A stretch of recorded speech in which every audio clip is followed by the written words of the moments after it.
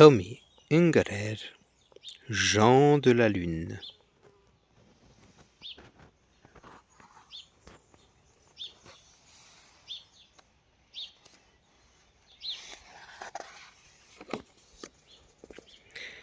Avez-vous vu Jean de la Lune, là-haut dans le ciel? Pelotonné dans sa boule argentée, il vous fait signe amicalement. Il attend que vous lui rendiez sa visite, une visite que tout le monde ici a oubliée et que je vais vous conter.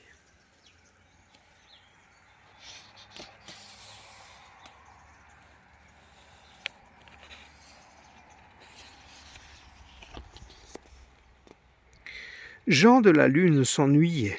Il était seul. Nuit après nuit, il regardait de là-haut les gens qui dansaient sur la terre au clair de lune. Et il pensait, « Ah, si je pouvais une fois, rien qu'une fois, m'amuser un peu avec eux !»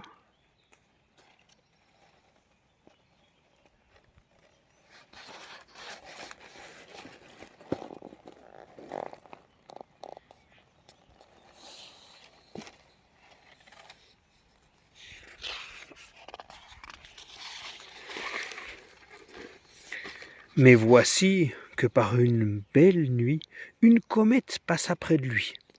Jean de la Lune ne manqua pas l'occasion. Il saisit la comète par sa traîne de feu et s'envola.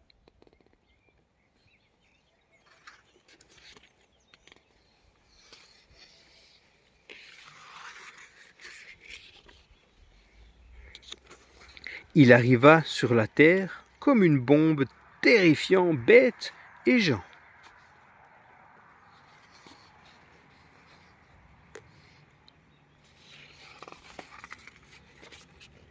L'alerte fut donnée dans la ville voisine, et l'on vit accourir la police, les pompiers, les journalistes et un régiment de blindés. Un marchand de glace courageux qui espérait faire de bonnes affaires les précédait.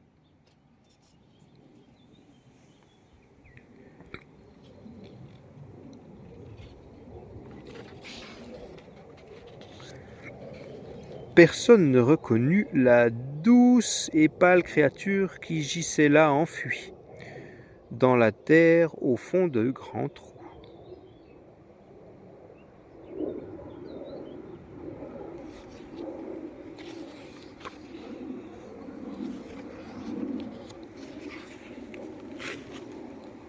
L'émotion fut grande dans tout le pays. Très inquiets, les ministres questionnèrent les savants.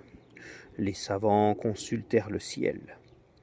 Le général en chef, qui croyait à une attaque, donna l'ordre d'arrêter l'ennemi.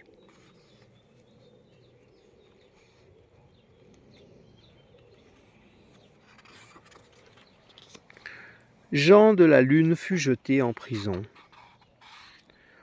On lui mit un boulet au pied. On créa, pour le juger, un tribunal spécial. Et le soir, quand la lune venait l'éclairer, il repensait à elle et restait là, tout triste.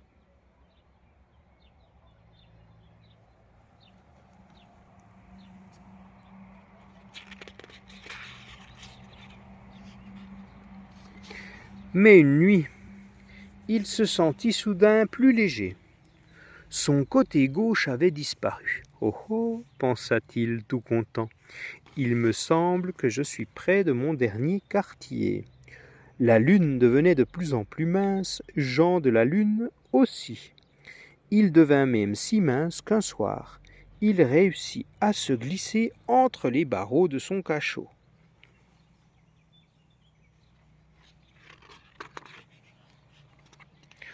Quand le chef de la police voulut interroger son prisonnier, il trouva la cellule vide et terrorisa les gardiens par ses hurlements.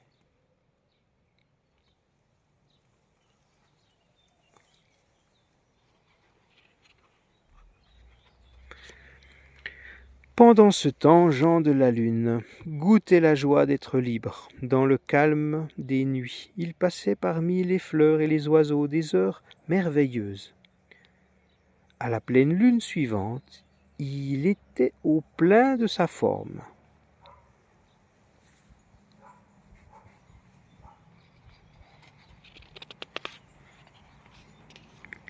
Il s'aventura dans un bal masqué et fut rassuré d'entendre « Tiens, en voilà un qui s'est déguisé en lunien ». Jean de la Lune dansa très longtemps cette nuit-là. Il était ravi.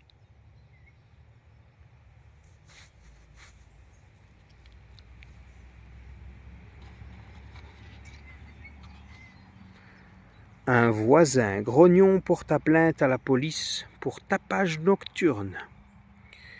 À la vue des uniformes, Jean de la Lune prit peur et s'enfuit dans la forêt, où les policiers le poursuivirent.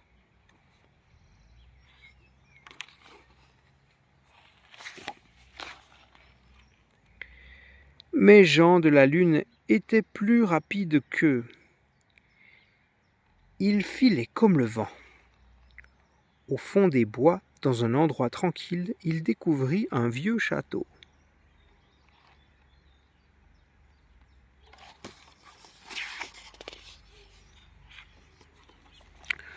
Ce château était habité par un vieux savant oublié, le professeur Éclat des Ombres. Il accueillit Jean de la Lune comme un ami. Depuis des siècles, le professeur travaillait à un vaisseau spatial qui devait aller dans la Lune.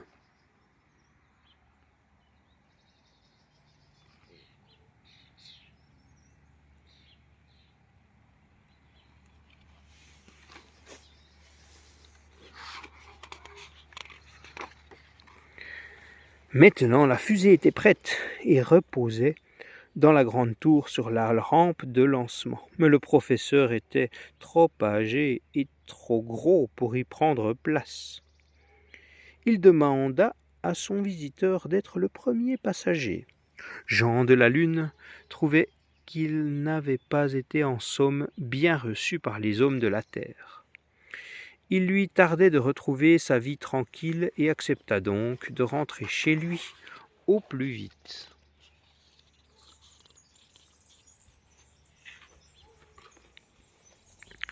Le professeur décida d'attendre que la Lune soit entrée dans son dernier quartier. Le lunien pourra alors se glisser dans la fusée, pensa-t-il.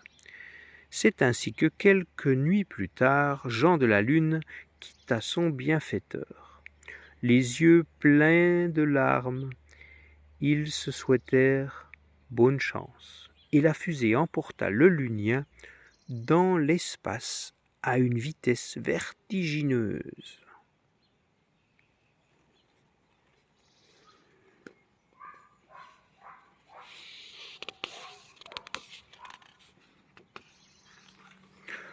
Le professeur Éclat des Ombres, devenu célèbre, fut reçu par le Conseil des ministres. On le décora pour avoir lancé en direction de la Lune la première fusée. Mais le professeur oublia de dire que sa fusée était habitée par quelqu'un qu'on avait si longtemps recherché.